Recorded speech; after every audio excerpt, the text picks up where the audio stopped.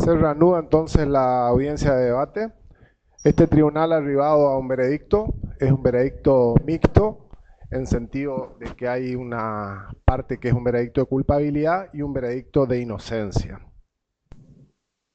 Lo que nosotros tenemos por acreditado es que allá por el año 2021, en marzo aproximadamente, hay 4 personas que son Camelino, Batista, Cositorto y Echegaray, que inician con determinados actos a confabularse a los fines de, en una fecha posterior, consumar el delito de asociación ilícita. Empiezan constituyendo una sociedad que es Generación Zoe. En la misma fecha, 15, 18 aproximadamente de marzo, también se produce el cambio, la salida de Agovino de Zoe Empowerment, y allí entra como jefe Cositorto ahí empieza a gestarse su jefatura. Él ahí entra como presidente de Zoe Empowerment. Zoe Empowerment tiene mucha relevancia porque es donde se realizan más de 20 transferencias luego en lo que son las estafas en Goya. Ahí en ese iter criminis, en esa sucesión temporal que sucede, empiezan a haber diferentes reuniones. Camelino, quien se postuló aquí como que quería ser el primer millonario de la familia, ve una beta y la posibilidad de armar Zoe Goya. Así es que empiezan algunas reuniones, que ya había acá jóvenes en Goya como Chamorro y otros interesados en el tema del trading y demás, y ahí se genera esa vinculación. Estos siguen sucediendo reuniones entre ellos, son actos que van aconteciendo progresiva, paulatinamente, con viajes a distintos lugares, incluido un viaje a Dubái, donde Batista toma el esencial rol de convencer al jefe de esta asociación ilícita de efectivamente instalarse en Goya, en lo que se va a concretar en septiembre del año 2021 acá en Goya. Esto está construido a partir del mismo relato de los mismos imputados, de lo que dice Chamorro. Se encuentran en Córdoba en un momento, se hace una reunión en la cual están los imputados. Esto lo dice no solo Chamorro, sino la misma testigo Araceli Basel, que es de la defensa, nos da este marco, esta progresividad. Allí se va gestando esto. Tenemos estos datos de esa coincidencia de los cambios y constituciones de la sociedad, que además se relacionan con otro dato. Zoe Empowerment nos dice la misma testigo Agovino que no tenía cuentas bancarias. Sin embargo, en julio del 2021, nótese la progresión temporal, ahí se constituyen las cuentas bancarias que a la postre son cerradas, conforme prueba F7, se cierran en diciembre del 2021. Nótese ahí la cuestión temporal. En ese lapso de tiempo en que también se producen esas reuniones donde se va gestando, donde Batista es el que logra el consenso de su jefe, porque acá hay un esquema de reconocimiento de jerarquía, que es Batista lo ve como su líder a Cositorto y Batista es visto como líder de Camelino. Esto ellos mismos refieren esa línea por razones personales que fueron cómo se fueron desenvolviendo en la vida, decantan ahí. Echegaray tiene una relación de muchos años antes ya con Cositorto, y ahí es que se genera la vinculación con Zoe Empowerment. Son todos estos datos que marcan el nivel de organización que estaban teniendo para ver cómo implementaban Goya. Ahora faltaba una cuestión que era esencial para que se consume la ejecución de esa asociación ilícita, que era que el jefe quería constatar que aquellas labores que venía haciendo Batista y que también estaba ejecutando en el terreno goyano, en la provincia de Corrientes, Camelino, podríamos decir que organizando Zoe Goya, que efectivamente esto existía. Entonces, ¿qué hace? Viene y se constituye personalmente en esta ciudad en el fin de semana del 18-19, Cositorto, a los fines de corroborar que estaban dadas las condiciones, que había gente suficiente como para que se justifique que Zoe Goya exista. Y vaya si se consolida, que al otro día, esto es contado por varios testigos, salen a buscar un local, antes de volver en avión privado a Buenos Aires, salen a buscar un local. Es más, le hace una oferta para instalarse físicamente. El jefe de esta asociación ilícita busca un local para instalarse en esta ciudad, inclusive le hace una oferta a una persona, Daniel Carazo, que no se ponen de acuerdo por una mera cuestión económica. Pero estaban acá. ¿Para qué? Para cometer delitos en forma indeterminada. ¿Qué delitos? Estafas a los ciudadanos goyanos. Quien sí consolida luego, está probado documentadamente, es Camelino, que es quien quería que aquí se consolide, que es quien organizó y obtuvo el acuerdo de Batista, y Echegaray, que ya estaba al lado aportándole lo que luego a la postre sería la cuenta de Zoe Empowerment, que es donde entraría el gran flujo del dinero que los estafados goyanos iban invirtiendo, creyendo que invertían y en realidad estaban siendo desapoderados de sus patrimonios. Ahora, ¿de qué se valían? Se valían de un aparato, de una estructura de mentiras, de una falacia, de algo que nunca ha sido comprobado en este juicio. Nunca se ha probado el esquema de inversiones que podrían sustentar lo que era la oferta, lo que era esa apariencia de solvencia que marcaban los ZOE. Y digo que no había forma de constatarlo porque llegado el momento de que se tenga que verificar cuáles eran las inversiones que ellos harían para soportar, poder afrontar lo que ellos ofrecían, lo que ellos vendían acá en Goya, que era decir, si vos me traes tu dinero, yo te voy a dar un 7,5% mensual en dólares. Esto, por más que lo quieran plantear como que es sencillo sacar 7,5% en dólares, lo dijo Camelino, denle un teléfono ahí a Cositorto y en unos minutos saca miles de dólares. La verdad que eso no está probado que lo haya hecho. Es lo mismo que nos refirió el mismo Cositorto, que en un viaje a Salta, también en 2 minutos hizo una operación con un teléfono refiriendo a personal de fuerzas penitenciarias. Tampoco se probó. No han demostrado que efectivamente tengan ese nivel de desarrollo como para que les resulte sencillo algo que es un hecho público y notorio. Una tasa los bancos pueden ofrecer un 4, un 5, un 6, un 7, un 8% anual. El 7, ¿y qué hablamos de los bots? Los robots que ofrecían un 100% a los 3 meses. ¿Qué tenían que tener de respaldo para hacer tamaño, para que tamaño ofrecimiento no sea entendido como que el dolo de la asociación ilícita y el dolo de la estafa existió desde el principio? Cuando tenemos por verificado, al menos no nos trajeron nada acá que acredite inversiones consistentes con tamaño oferta. Para eso es lo que de esa forma se construye el dolo. Ellos sabían desde el principio que esto era así. Se adujo la posibilidad de demostrar esto con una prueba trasladada por una requisitoria fiscal que es una pieza nula que ha sido declarada nula en Córdoba. Se pretende con eso construir ¿qué? Construir que hacían trading. ¿Dónde están las demostraciones de que hacían trading? ¿Dónde están las minas de oro? Las minas de oro que vimos los videos acá, que Cositorto decía que eran el respaldo de sus monedas Zoe Cash. ¿Dónde están las minas de oro? Esa es la pregunta. Y esto no lo introdujeron acá en el juicio. Esto es lo que él, en esa maquinaria, en esa construcción de contenido en la cual participaban todos, desde ahí él introduce este dato. Y cuando se sienta acá dice, no está conectada la Zoe Cash, porque en realidad lo que importa en una moneda es la usabilidad y el interés. Concepto que es real. Eso es lo que le da valor a la moneda, la usabilidad, el interés que haya personas en comercializar. Pero ¿por qué él, cuando hablaba delante de la gente, introducía la cuestión a los gritos y decir, 1 gramo, una moneda, 1 gramo, una moneda?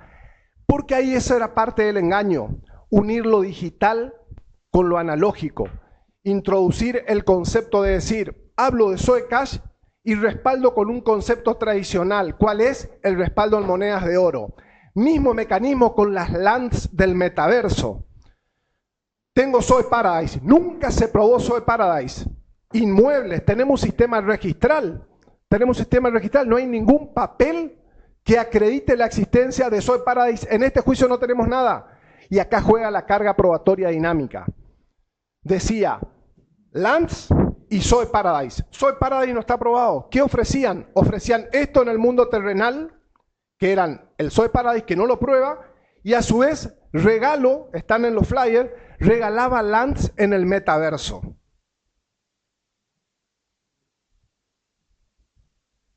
Esto es en el terreno de lo que podía entenderse como inversiones extraordinarias que generarían esas ganancias extraordinarias, pero ellos sabían que esas inversiones no existían.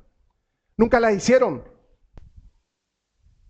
Y están los negocios, la hamburguesería, que Batista nos dijo que la hamburguesa era rica, el doctor Romero dijo que el jugo de Zoe Natural también era consumido. Ahora, esto, Zoe Pizzas, Zoe Burger, Zoe Pizza, nos dijo el hermano de Batista que era un local de 5x8. ¿Acaso podemos entender que por la instalación de una pizzería puedan sustentar de manera regular y sostenida en el tiempo durante la propuesta de 3 años que hacían, a la que ya me voy a hacer mención también, para sostener tamaño pago de inversiones, 200% mensual en dólares de devolver en 3 meses o en 6 meses? Es el mismo Camelino el que nos dice, obviamente, que con una hamburguesería no vamos a poder pagar 7,5. Acá lo importante era el trading y las inversiones. ¿Y dónde está la prueba de eso? Las hamburgueserías, Zoe Pet, Zoe Pizza, se abren en noviembre del 2021. Y es como le contestó Cositorto a Fleitas. Le dijo, usted sabe que el 90% de los negocios se caen al año. Y si esto se estaba recién implementando, tranquilamente podía estar en ese esquema del 90% que se cae. Eran empresas nuevas. El hermano de Batista nos dice, estábamos remodelando. Y supuestamente de ahí salía la solvencia. No había inversiones. No había inversiones demostradas en juicio. ¿Dónde están los estados contables que nos podrían haber arrimado alguna luz? Porque pueden decir, si acá estaban haciendo trading o estaban haciendo un demo, no sabemos porque no vino nadie.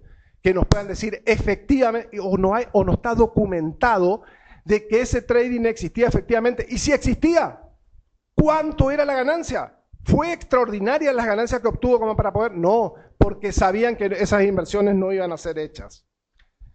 El Superior Tribunal de Justicia ya tiene una postura tomada y este tribunal también respecto a lo que es el concepto de carga probatoria dinámica. Esto no es trasladar la prueba, trasladar la carga probatoria. Esto es que hay determinadas cuestiones cuando son esbozadas en la teoría del caso de la defensa, es quien tiene contacto con el imputado y el que primero puede munirse de toda la documental que corroborará o no su teoría del caso, su propia teoría del caso.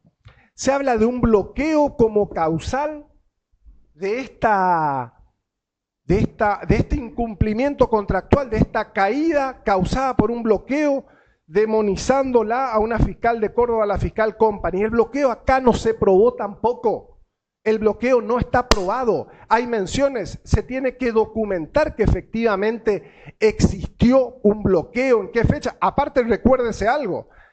Se habló de que el bloqueo sería algo así como en febrero, la verdad no lo recuerdo con precisión, pero no sé si era febrero o marzo. Y las cuentas de SOE, las mismas que habían abierto en julio del 2021, en diciembre del 21 están cerradas, lo vuelvo a escuchar. Usted está expulsado de la sala de audiencia, sáquelo de acá. Póngale la esposa y sáquelo de acá. Las cuentas estaban perfectamente abiertas y la gente siguió depositando hasta febrero. Está mintiendo. Una vergüenza. Sáquelo. Comprado, corrupto. Una vergüenza. Sáquelo. Continúo con el tema del bloqueo. No está aprobado. Además, el jefe de la asociación ilícita se presenta como un empresario multinivel. Yo no soy un mero agente financiero, refirió. Ahora, sus decenas de empresas, sus decenas de proyectos caen, si hubiese existido, por un mero bloqueo bancario. Pero no era que era multinivel. ¿Dónde están los dólares USDT? ¿Dónde está lo del trading? ¿Por qué no respondió con eso? Porque no está aprobado, porque no existe. Porque ese dinero fue a parar a las alforjas de los 4 de las 4 personas que hemos mencionado? ¿Dónde está lo facturado por los jugadores de fútbol, de los cuales eran propiedad? ¿Dónde están los 611 bitcoins que respaldarían todo esto? Rosa María se los llevó. No sabemos quién es Rosa María. No sabemos si existe Rosa María. Nos pudieron haber dicho en vez de 611, 1000 bitcoins. ¿Dónde está la demostración de que ese respaldo existía? La cuestión es evidente.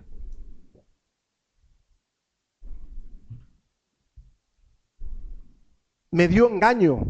Esta parafernalia montada fue el engaño para que sujetos goyanos vayan a invertir en lo que era la estructura de los SOE.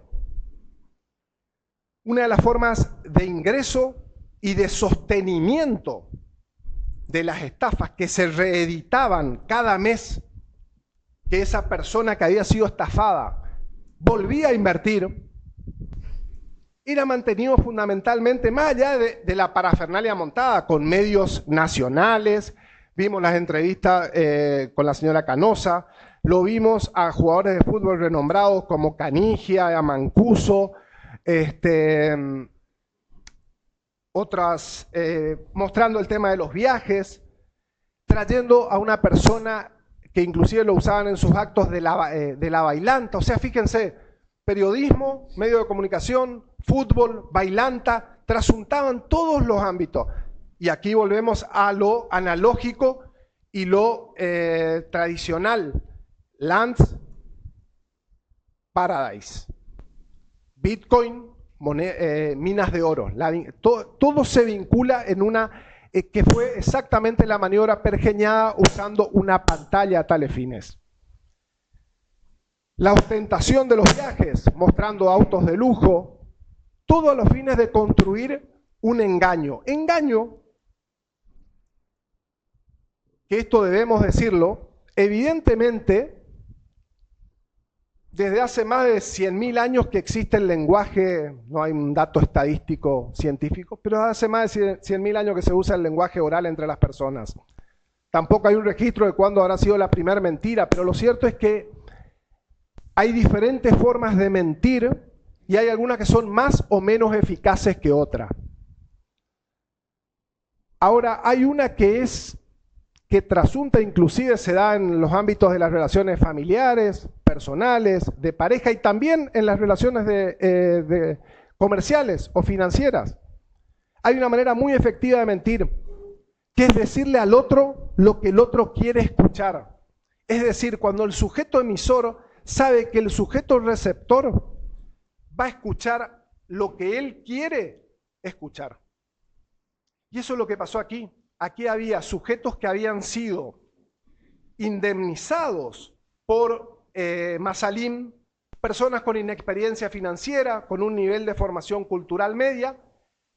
Irrumpió esto con la organización de Camelino instalándose aquí por un dato que le había dado Vargas. Entonces ahí vio y ahí fue que se generó toda esa sucesión temporal, consumándose la asociación ilícita allá cuando el jefe vino y dijo, sí, acá tenemos el plafón adecuado.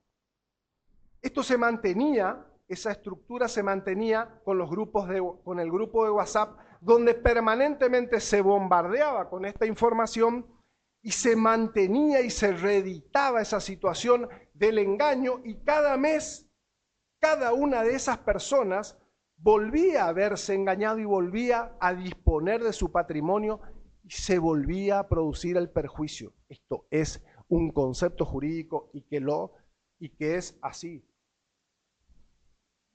Hizo mención el doctor Dragotto de la causa Boston. Efectivamente, este argumento de la reedición de las estafas fue uno de los argumentos que yo utilicé en su momento, porque en este aspecto, no en todo, en este aspecto es coincidente, porque el patrimonio vuelve a constituirse cada mes, y esto sucedió respecto de las estafas, de julio, agosto, septiembre, hasta que llegamos. Enero algunos no cobran, febrero muchos no cobran, marzo no cobra nadie. Esta maniobra pergeñada desde el principio, la ausencia de inversiones es notoria.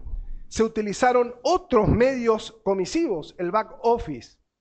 El back office era no una app, sino un sitio, un link en el cual se abría. Ese link, para que nosotros sepamos aquí y podamos tener por corroborado esa circunstancia sobre la que insistían las defensas referidas al términos y condiciones, que es lo que nos llevaría al fideicomiso, el back office no lo tenemos como software, no lo tenemos como forma de probar de que eso era una condición. ¿Y quién lo retiró del mundo a ese instrumento? Instrumento que también sirvió para que la defensa del doctor Romero nos traiga algo que ilustró como un pergamino, un papel muy largo donde estaban los supuestos referidos del tal Vargas. Ahora, eso, nótese que se observa, esa información se incorpora al juicio en virtud de la testimonial de una gerente de SOE, razón por la cual ni la querella ni la fiscalía luego pudieron contrainterrogarla en términos efectivos, porque la sustancia, la materia sobre la cual ella se expidió no existe más, que es el back office. ¿Y quién hizo eliminar del mundo el back office? SOE. Entonces, esto debilita la calidad de la información. Al no poder confrontarse eficazmente, y el mismo que hace declarar a una persona sobre el contenido de eso, no permite el mecanismo de someterlo a contradictorios porque lo retira del mundo, claramente es una información de bajísima calidad. Esto se vinculaba con el fideicomiso.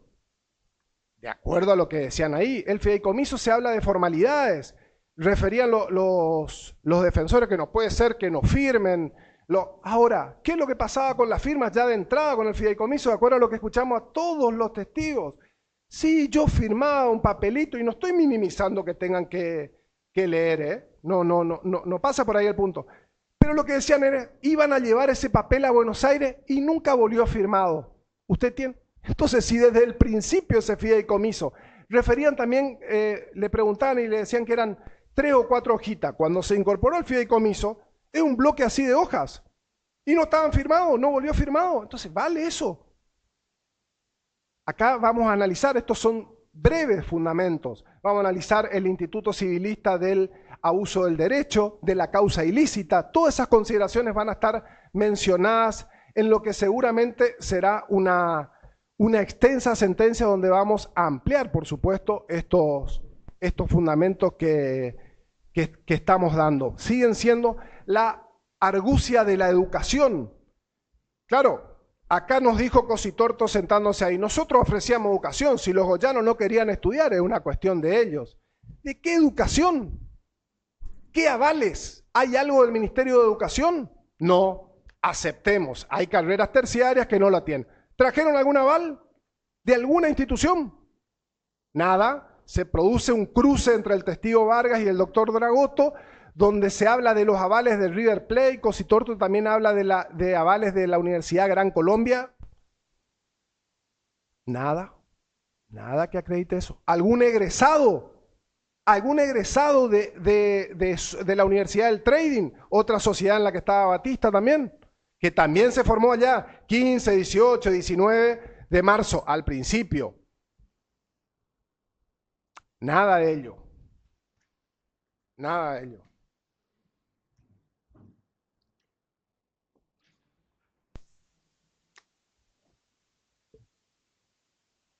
La idoneidad del engaño claramente está verificada, es una cuestión que fue dicha al principio de los alegatos, con los alegatos iniciales, en sentido de la autopuesta en peligro también, que si bien no la sostuvo al final, la defensa técnica. Entendemos, primero que sentamos un criterio subjetivo en términos de idoneidad del engaño. Esto es muy técnico, pero entendemos que si han sido engañados y dado este montaje, hay uno de los testigos que dice, si tenía minas de oro, ¿cómo no me va a poder pagar el 7,5%? Esta era la lógica. Nadie entraba, nadie venía a SOE a estudiar. Y ya vimos que el término de condición, el modelo de ingreso para el fideicomiso no existía. Respecto del fideicomiso y el tema de la CNB, si uno lee el anexo de ese fideicomiso, de esa cantidad de hojas que ha sido incorporada, allí dice que tenían que hacer labores que eran vinculadas a la bolsa y demás. En ese momento, equivocadamente, evidentemente por lo que después decide la CNB, había actividades que no podían hacer. Entonces ellos estaban comprometidos en el fideicomiso a hacer algo que no lo podían cumplir, porque en ese momento la CNB le estaba diciendo no los hagan. Y evidentemente no los hicieron, no hicieron esa intermediación. Por eso le absuelve la CNB, porque no verifica que hayan hecho. Ahora, ¿qué es lo que no hicieron? Lo que decían el fideicomiso que tenían que hacer. O sea, no pagaban los intereses, se quedaron con el capital, no cumplían las pautas del fideicomiso, si jugara el fideicomiso, pero no te tengo que devolver el capital. Eso se llama abuso del derecho, cuanto menos una cuestión civil. Los institutos jurídicos se utilizan en beneficio de los ciudadanos y de la sociedad, no para delinquir.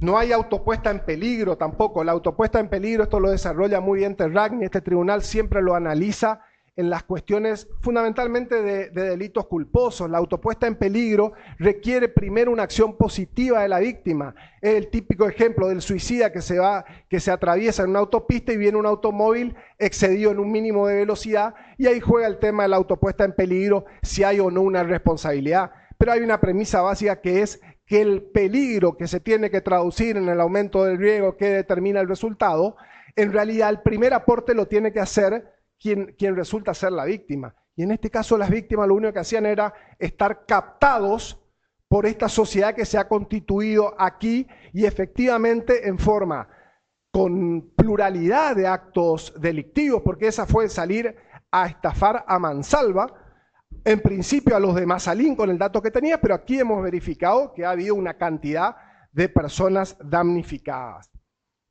Dije al principio que lo que fue objeto de deliberación es que habíamos visto que esta estructura claramente se consolidó de esta manera y funcionaba así. Estas 4 personas eran los SOE.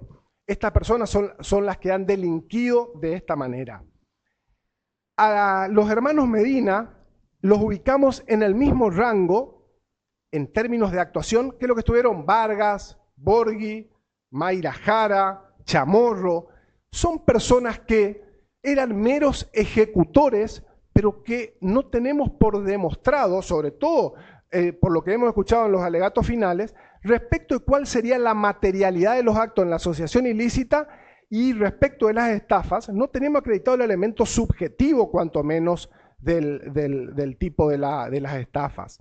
Estas mismas estructuras requieren órganos ejecutores, personas que, actuando aún sin dolo, tienen que facilitan, permiten. Por eso es que ellos mismos salían a captar, porque como lo dice Vargas, quien ha resistido un contrainterrogatorio extensísimo, y realmente lo resistió. Salían a captar personas, claro que traían. No sabemos si es cierto esa lista de referidos, pero sí esa era la tarea que le había encomendado Camelino. Esa era la tarea para la cual se hicieron las reuniones allá en junio, julio, agosto del 2021, en el Hotel Taragüí, en el Club Social, para esto, para organizar esto. Lo que pasa es que en esto sí entendemos que hay una cuestión de congruencia, no en lo otro que han aducido, pero en esto sí, Camelino no vino acusado como organizador, vino como miembro. Nosotros sí entendemos que materialmente ha sido el organizador de SOE Goya. Lo tomaremos en cuenta conforme al 40 y 41, no en términos de responsabilidad jurídica. El liderazgo también de Camelino acá lo tenemos por consolidado. El mismo Cositorto dice que la única vez que tuvo un contacto con Vargas fue que él le mandó un mensaje y Cositorto le clavó un visto. En esto coinciden los dos. En cambio, con Camelino se conocían, había un trato más que frecuente, porque Camelino ya estaba en marzo del 2021 en Villa Crespo, donde siempre Echegaray estaba por ahí, donde Batista tenía su oficina en Villa Crespo o en Núñez, no recuerdo cuál de las dos, al lado de la de Cositorto. Batista, que es el que aparece, según sus propios dichos, refiriendo que era porque necesitaba una cuenta más. Estas son las textuales palabras que dijo. También Batista refiere que además de ser coaching, Por supuesto, dijo también elevando el tono de voz, por supuesto que yo promocionaba el 7,5%. Lo promocionaba sabiendo que no existían las inversiones. Por eso también está esa situación de que en lo que se refiere a la gestión de esto, a ese tracto sucesivo que ahí se menciona al principio, cuando están tomando o volviendo o yendo hacia Dubái, de acuerdo a lo que resiste en su contrainterrogatorio Vargas, la situación de que ahí hablan Batista y Camelino, de acuerdo a lo que nos cuenta Vargas, refiriendo que se venía la apertura de Zoe Goya. Por eso es que, y adelanto una cuestión jurídica que es muy breve, nosotros lo que sostenemos es una coautoría por división funcional de tareas, en este caso. Esto va a ser aún más desarrollado de lo que estoy explicando. Ahora, subsidiariamente, también, fundamentalmente en relación a Batista, pero también resultaría aplicable porque esta es una causa en que si vamos a buscar un dolo propio de lo que se encuentra, sostenemos el dolo directo, tanto en la asociación ilícita como en las estafas, un dolo directo probado. Ahora, en su exteriorización, buscar el dolo, el mismo dolo y los mismos actos materiales que en un robo de gallinas, no lo vamos a encontrar de la misma manera. Entonces hay que construir de forma lógica, sin violentar los principios constitucionales, pero construirlo con el material que se puede disponer por las partes. Por eso también entendemos que puede llegar a interpretarse por algún revisor de esta sentencia, hay claramente una autoría inmediata donde se han valido de terceros que han actuado sin dolo, que son estos individuos. Estos individuos que nunca fueron SOE. Mal podía ser Jara cuando todos los imputados dicen que para ser jefe de una de esas unidades, no sé cómo se habrán llamado, había que ser coach. Camelino sí acredita ser coach. Vargas no podía ser porque no tenía título de coach. En este estado, lo que tenemos por decir, como para cerrar, es que hay un veredicto de inocencia en relación a Nicolás y Javier Medina, en orden a los delitos por los cuales han venido acusados. Cositorto queda con responsabilidad penal como jefe de esta asociación ilícita y como coautor de las estafas aquí perpetradas, y Camelino, Echegaray y Batista como miembros de esa asociación ilícita y como coautores del delito de estafa en la modalidad de delito continuado, conforme a artículos 45, 55, 172, 210 y 55 a contrario sensu del Código Penal. Habiéndose terminado la cuestión de la responsabilidad penal, hacemos un cuarto intermedio para que la OFIJU catalogue esto y nos constituimos a las 11:30 para iniciar por lo menos el juicio de cesura.